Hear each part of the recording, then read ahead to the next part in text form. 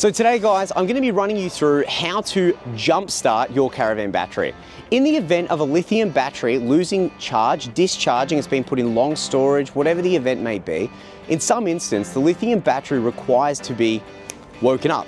What we need to do is we need to hit it with some quick amps, some quick voltage, and the lithium battery, the internal battery management system in these batteries will wake back up. So to do that, we need to get one of these little jump starters. Of course, there's so many brands out there. You do your due diligence, you see what you can get on sale for a top quality LifePro compatible battery, and then the process is simple. There's an Anderson plug located right next to your batteries on the outside, and in some instances, your caravan batteries may be mounted internally in some of the bigger vans.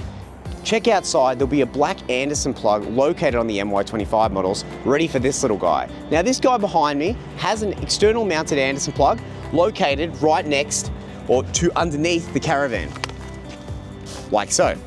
Black Anderson plug is a compatible Anderson plug that will work with a grey fitment. It will work with a black fitment. All of the Anderson plugs are different colors, all have a few little notch differences, so grey or black is going to be what fits in this guy here. This is a jumpstart ready Anderson plug. It's fused internally inside. We get our jump starter, LifePro compatible, of course. We hook it up to the positive and negative terminals. We turn him on and we press go.